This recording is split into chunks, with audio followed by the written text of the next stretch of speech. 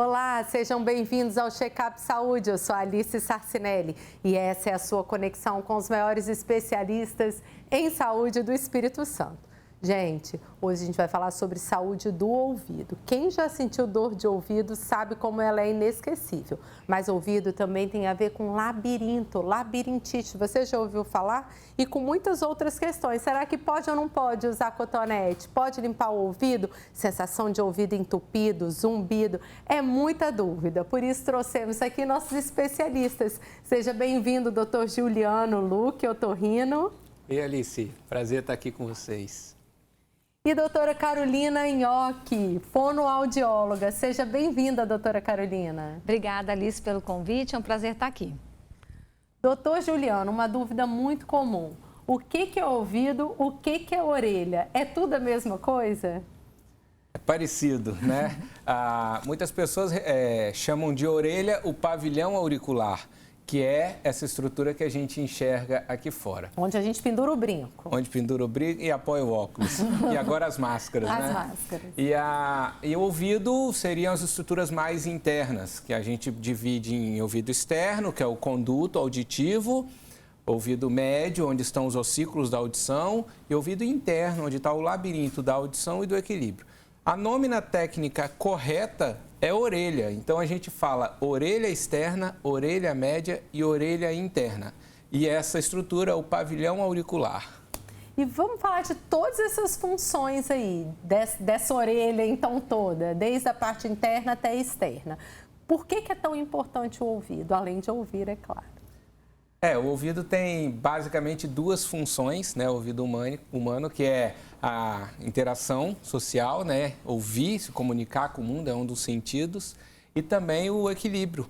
A gente usa as estruturas do labirinto posterior, que são os canais semicirculares, que estão localizados lá na orelha interna, para nos mantermos em equilíbrio, de pé. A gente tem uma série de conexões ocorrendo durante a nossa movimentação, de líquido dentro dessas estruturas que nos mantém estáveis. Inclusive, uma característica do ser humano que é muito refinada e que depende muito do labirinto é a capacidade de manter a visão focada em um ponto específico. A gente consegue até fazer leitura em movimento. A gente usa muito o labirinto nessa situação. É o labirinto que permite uma leitura no ônibus, no carro, Exatamente. Quando a gente está ali esperando. Exatamente. Ele está ali trabalhando para a gente conseguir. Para manter o olho estável ali, apesar de toda a movimentação. Perfeito. E sentir dor de ouvido, sentir algum zumbido, desconforto, todo mundo sente? É normal sentir de alguma forma dor? Um incômodo no ouvido ou a dor são situações que devem ser sempre avaliadas, né? Elas podem representar coisas sem muita importância, normal, fisiológicas do dia a dia, mas também podem representar o primeiro sinal de uma alteração do aparelho auditivo que deve ser conduzida, investigada e às vezes até tratada. E quem não ouve, não fala? Como é isso? É o surdo, mudo, mudo, surdo? Como que é essa relação? Surdo-mudo é um termo que vai designar o surdo pré-lingual, aquele indivíduo que não escuta e não aprendeu a falar ainda. Para a pessoa aprender a falar, desenvolver a linguagem falada, ela precisa ter a função auditiva. Então, existem dois grupos, o surdo pré-lingual, que é aquela pessoa que nasceu surda ou perdeu a audição no início da vida e não aprendeu a falar, é o surdo mudo, e tem o surdo pós-lingual. Ele escutava, desenvolveu a linguagem falada e, posteriormente, perdeu a audição. Esse fala. Então, mesmo não tendo nenhum problema de voz, doutora, ele não consegue desenvolver a fala porque nasceu surdo. Exatamente. A fonação, ela depende desse feedback auditivo. Então, falar também depende de uma construção de um código linguístico, de um aprendizado que você vai fazer isso ao longo da vida. Desde quando a gente nasce, a gente vai aprendendo esse código linguístico e a laringe vai produzindo o som desse código linguístico, no nosso caso aqui, o português, né? Nos Estados Unidos, o inglês, na Europa, outras línguas que existem também. Uma coisa interessante que a gente costuma dizer que para ser um bom comunicador, é interessante que a gente já pensa assim, eu tenho que falar bem. Mas uma grande habilidade, eu ouso dizer que seria a cereja do bolo, é você ser um bom ouvidor, né? Você ter uma escuta ativa. Isso te eleva num patamar de competência comunicativa. Você escutar bem tantas questões fisiológicas e saber ouvir, que aí você vai compreender o que o outro está falando, estar atento ao que ele está dando de feedback para você, aos desejos deles, te torna um comunicador eficiente, eficaz. Escutar é diferente de ouvir também, né? A gente costuma dizer que sim, porque é uma relação biomecânica também, mas a gente tem um processamento do que você está ouvindo, né? Então, muitas vezes, a gente até nas relações pessoais, a gente fala assim, mas você não está ouvindo o que eu estou te falando, né? Eu vou repetir, né? Então, assim, o som entrou, obviamente, a pessoa ouviu, mas ela não compreendeu, né? Ela não reteve aquela informação. Então, para você ser um bom comunicador, que pressupõe a relação com o outro, ouvir é a cereja do bolo. Isso me fez pensar nas crianças que têm atraso de fala. A gente pode pensar em algum problema auditivo pelo atraso de fala de uma criança? É imperativo. Toda criança que tem atraso de fala, é imperativo fazer uma avaliação audiológica. Essa é a primeira suspeita. Ali com 2 anos de idade, o pai fala, nossa, todos os amiguinhos estão falando, meu filho não está falando ainda. É uma grande suspeita que ele não esteja escutando bem. Hoje é muito mais raro acontecer isso por causa do advento do teste da orelhinha, que é feito já ao nascimento. A gente já faz um teste que nos permite separar, um teste de triagem, que nos permite separar aquelas crianças que podem ter alguma alteração no aparelho auditivo. E essas são investigadas de maneira mais... Já na maternidade. Já na maternidade. Os primeiros 30 dias de vida tem que fazer o primeiro teste. E essas que falham no teste já são separadas para uma investigação mais minuciosa do aparelho auditivo. Então, é mais raro acontecer essa situação do atraso de linguagem, porque a gente já identifica essas crianças que não escutam bem. Inclusive, a gente tem a capacidade de fazer esse diagnóstico mais precoce e de tratar a audição, reabilitar, colocá-la para escutar, para lá, aos 2 anos de idade, ela desenvolver a fala normalmente, junto com os coleguinhas que nasceram escutando. Isso foi um ganho enorme de saúde pública, o teste da orelhinha, que permitiu. Antigamente, a gente tratava essas crianças com 2 anos, quando elas não falavam. Hoje, a gente trata elas antes do 1º ano de vida e com 2 elas desenvolvem a fala normalmente. Então, vamos falar desse tratamento? Como que é esse tratamento? O Espírito Santo faz tem esse tipo de serviço? Sim, a gente tem várias equipes que trabalham, vários centros, né? Toda a situação gira já no teste da orelhinha, é o start, é o primeiro passo. Toda criança nascida viva no Brasil tem que ser testada nos primeiros 30 dias de vida.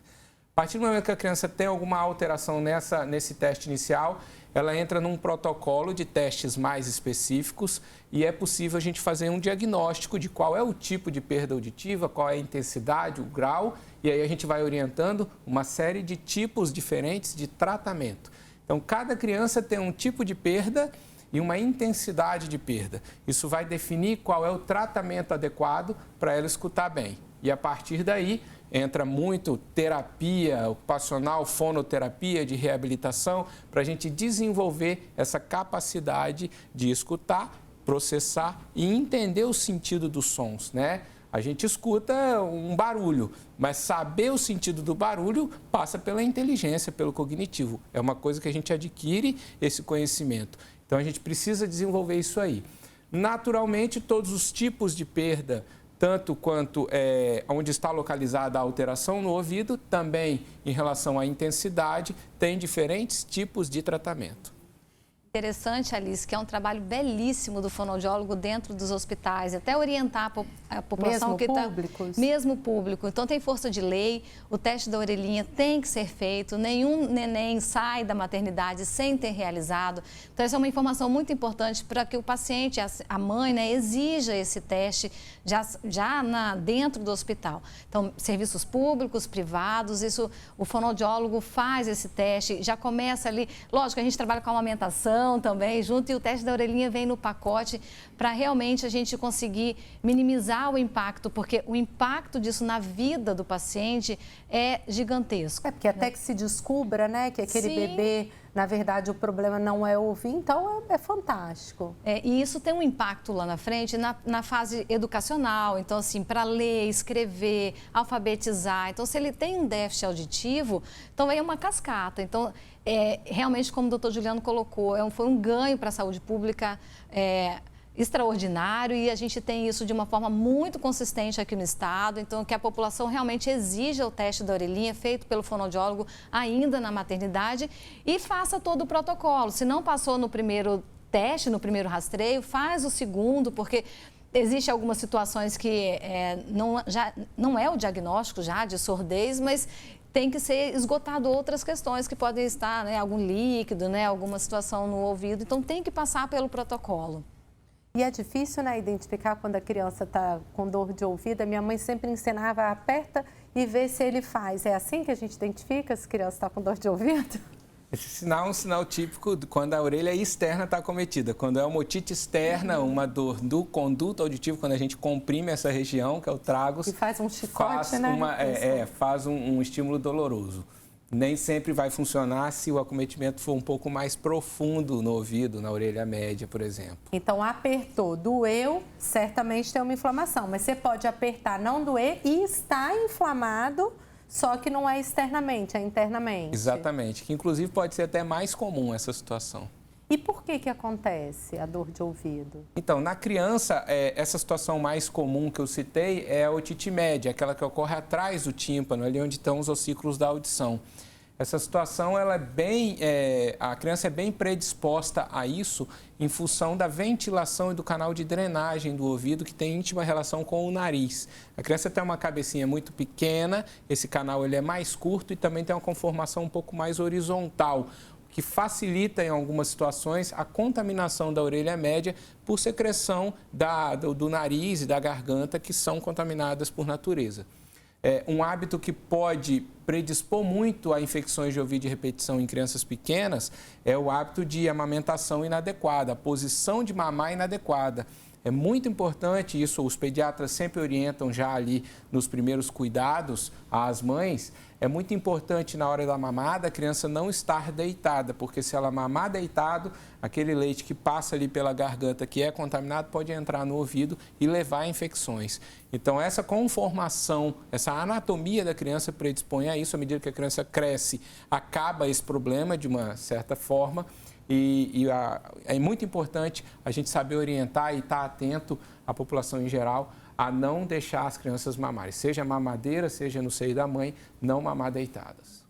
Qual que é a posição que a fono indica? Como ensinar a mãe? As índias estavam certas, o bebezinho mais em pé, virado aqui para a mãe? Existem várias posturas, né, com o bebê, cada mãe vai se ajeitar de uma forma. Então, o fonoaudiólogo ajuda nessa assessoria. Então, quanto um pouquinho mais elevado, é recomendado realmente.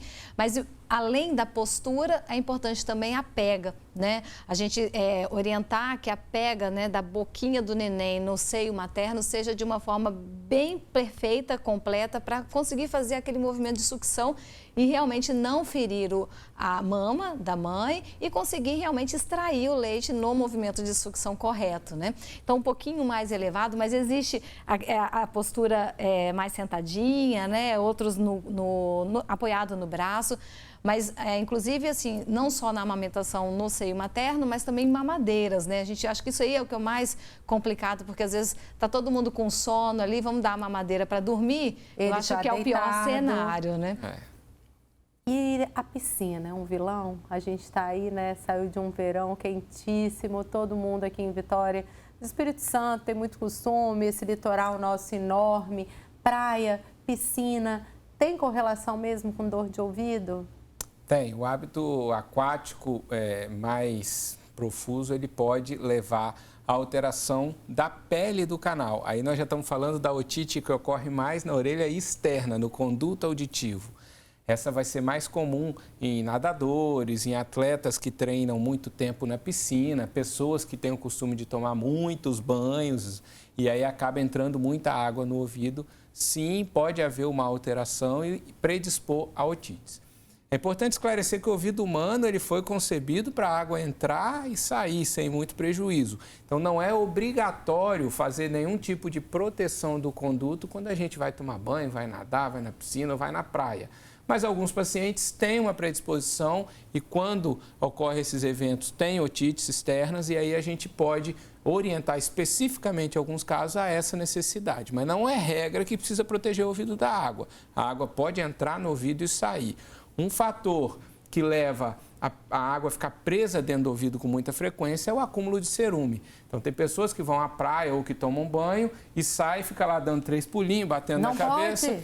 Isso é um pouco, Já é um sinal. É um pouco desconfortável, não é recomendado e já é um sinal de que tem alguma coisa diferente ali.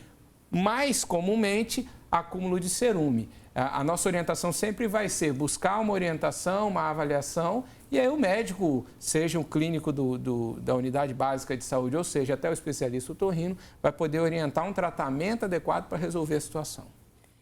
E aí, quando a gente sente que tem água no ouvido, muita gente fala, pinga aquele alquinho, tem um álcool específico, ou compra tal remédio em gotinha para pingar. Às vezes, dor de ouvido é aquela que sempre bate 1h da manhã, meia-noite, a criança está ali. Conta pra gente qual é o SOS, água no ouvido e dor de ouvido repentino, o que fazer? O álcool, o sentido de pingar álcool é tentar acelerar o processo de evaporação. Álcool absoluto. É tentar acelerar o processo de evaporação da água, né? E os remedinhos que alguns têm são agentes secativos também. Então, o sentido é de acelerar o secamento do ouvido. Você pode fazer como um SOS, como você colocou, mas não é recomendado que se faça sempre, porque aí você vai alterar algumas características da pele. Por exemplo, uma pessoa que pratica natação, 3 vezes por semana sair da piscina e pingar álcool, ela vai levar a uma alteração de pele crônica por causa desse hábito. Em relação à dor de ouvido, todo pai e mãe tem ali os remedinhos, os analgésicos, né, em casa, na farmacinha, que pode ser utilizado nessas situações. E também uma coisa muito legal que às vezes funciona bem. Não pingar direto no ouvido. Não. A criança toma ali o paracetamol ou o ibuprofeno para um alívio imediato da dor, mas pode pingar alguma coisa no ouvido? Não, a gente não orienta pingar nada no ouvido sem orientação médica. O que se pode fazer local é botar uma compressinha morna, que muitas vezes alivia bastante. Eu ia perguntar se era quente ou se era gelada. Morna. Ela alivia bastante também. E como que a gente limpa a orelha? Cotonete, você usa? Não uso. Essa é polêmica, né? Essa é polêmica. Eu adoro um cotonete. Eu queria saber quem foi que inventou que o cotonete foi feito para limpar o ouvido. Eu já chego na farmácia, uma caixinha de cotonete. Agora tem uns bonitinhos, né? E tem uns mais gordinhos, que falam que é pro bebê. Tem um fininho, tem aquele de maquiagem. Pode ou não pode? Tem de todo tipo de cor. Não pode. Definitivamente não é aconselhável introduzir nada. Nem o cotonete, nem a chave do carro, nem o clipes, nem a tampa da caneta. Né? Aquela coceirinha gostosa. Tem gente que é viciada em coçar o ouvido. Não mesmo. A maneira correta da gente fazer a higiene do pavilhão, o conduto não necessita limpeza, o ouvido é autolimpante. A cera que é produzida no ouvido, ela caminha para fora e a gente não precisa limpar. Menino, vem cá que eu vou limpar seu ouvido. Não precisa. A maneira correta é fazer a limpeza com o dedo na hora do banho e enxugar com a toalha. Só isso até onde o dedo alcança mesmo. Existem pacientes, por situações peculiares da pele do canal, que tem uma produção excessiva de cera e, eventualmente, pode haver um acúmulo que pode ser prejudicial. Esses precisam ser acompanhados por médico de tempo em tempo, realizar em consultório, com instrumental adequado, com treinamento, uma limpeza do canal. Mas em casa é o dedo e a toalha no banho somente. E tem gente que relata que quer ir ao médico para fazer uma lavagem no ouvido. E aí fala assim, você não tem noção do tanto de coisa que saiu de dentro do meu ouvido, é bom fazer lavagem de tempos em tempos. Mito ou verdade? Mito e verdade ao mesmo tempo. A irrigação do meato é uma técnica de limpeza. Ela serve tanto para remover excesso de cerume e até alguns utilizam para remover corpos estranhos, aquelas crianças mais levadas que colocam alguma pequena partícula dentro do canal do ouvido. Mas pode ser realizado sim, normalmente deve ser realizado por médico, sempre por médico, em ambiente de consultório médico, com instrumental adequado. Há um treinamento específico na graduação de medicina para isso, para realizar esse procedimento, porque às vezes fala, vai ali no seu João que ele faz também, vai ali na igreja que eles têm um negocinho que bota um foguinho, esquenta e a cera vem, e o seu João da farmácia também faz. Não é recomendado isso, a gente inclusive no consultório atende muito sequelas dessas situações não médicas de manipulação para a limpeza do ouvido. Mas a irrigação com água, aquela aguinha morna que muitos gostam, ela é utilizada por alguns, é uma técnica descrita, utilizada por alguns para algumas situações, entre elas o acúmulo de cerume. E essas pessoas, como eu falei, precisam de tempo em tempo realmente fazer uma avaliação para ver se há necessidade disso. Doutor, o senhor é nosso colaborador lá na nossa coluna no Folha Vitória, o Vida Saudável, e há pouco tempo foi citado o implante coclear, Queria que o senhor explicasse um pouquinho para o nosso público o que é esse implante e como que o Espírito Santo está nisso. O implante coclear, ele é uma prótese auditiva, é um tipo de tratamento da surdez. Ele veio para tratar aqueles pacientes que têm uma surdez muito profunda, que mesmo com os aparelhos convencionais não tem sensação auditiva, ou seja, ele é usado para tratar a surdez profunda. Aquelas crianças que são identificadas no teste da orelhinha como surdas profundas, tem indicação de utilizar isso aí de fazer esse tratamento já no primeiro ano de vida para falar na idade adequada. É uma prótese implantável cirurgicamente dentro da orelha. A gente também tem um componente externo, apesar dela ser interna, tem também um componente externo, semelhante até a um aparelho auditivo. Essas próteses surgiram no Brasil há cerca de 20 anos, são extremamente tecnológicas, mudaram a vida de muita gente. E lá no início, algumas equipes já se capacitaram para fazer esse tipo de tratamento. É um tratamento realmente bastante complexo, que envolve um time multidisciplinar, principalmente capitaneado por otorrino e fonoaudiólogo, né? Não só no diagnóstico, mas também nessa condução do tratamento da cirurgia e depois na reabilitação auditiva desse paciente. E o Espírito Santo teve a felicidade de ser um pioneiro aqui na nossa região. A gente realizou a primeira cirurgia de implante coclear aqui há 15 anos atrás, comemoramos agora no final do ano 15 anos a primeira cirurgia e temos uma série de pacientes operados nesses 15 anos. Todos eles tiveram sua vida muito mudada pelo implante coclear. São pessoas que estariam com muita dificuldade de desenvolver as suas faculdades, de desenvolver suas habilidades. De falar, né? O próprio bebê, né? Seria crianças. O surdo-mudo que a gente citou mais cedo e elas são completamente capazes de fazer as suas faculdades, desenvolver suas habilidades, aprender, desenvolver uma profissão e ter um papel na sociedade. Eu diria que dentro da medicina é uma das situações em que a gente consegue mudar a vida do paciente de maneira mais significativa, salva aquele paciente que ia morrer e você salva a vida dele, né? Mas muda o implante a história, coclear né? muda da completamente. Família, da pessoa, do desenvolvimento. Muda. E a gente tem várias crianças que seriam limitadas, infelizmente, pela surdez e que têm hoje profissão, fizeram faculdade, ensino superior e ocupam cargos em importantes empresas aqui no Espírito Santo. Então é um trabalho muito gratificante realmente, muito difícil, muito oneroso para as famílias que têm que se dedicar muito a isso, mas o resultado é extremamente satisfatório. E é no âmbito privado e dos planos de saúde? Existe esse acesso pelo SUS também?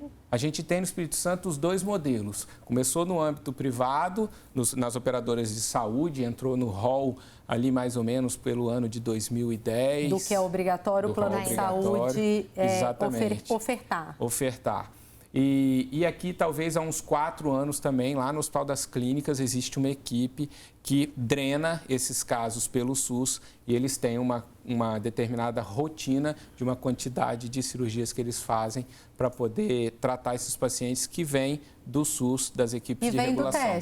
Vem do teste do ouvidinho. É um ciclo, né? Então, começa lá no teste, o paciente vai embora, volta e faz vários acompanhamentos, tanto com o fonoaudiólogo, tanto com o médico, para ver se tem os critérios para entrar no campo cirúrgico, para ser implantada a tecnologia. Né? E a ideia de, coloquei, né, o implante coclear e acabou, não. Então, tem todo o itinerário, muita reabilitação fonoaudiológica, treinamento auditivo, a escola entra em certo momento do tratamento. Então, é um acompanhamento.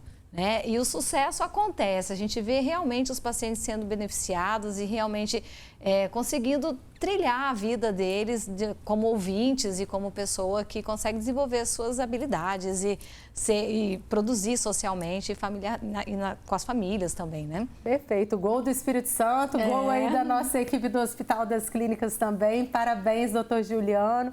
Parabéns, doutora Carolina Nhoque. Eu queria agradecer a presença de vocês. É um prazer estar aqui. Conte sempre com a gente. Eu estou sempre à disposição. A gente vem sempre que chamar. Obrigado. Um prazer estar aqui com vocês mais uma vez. Esse foi o Check-up Saúde. Até semana que vem. Um abraço.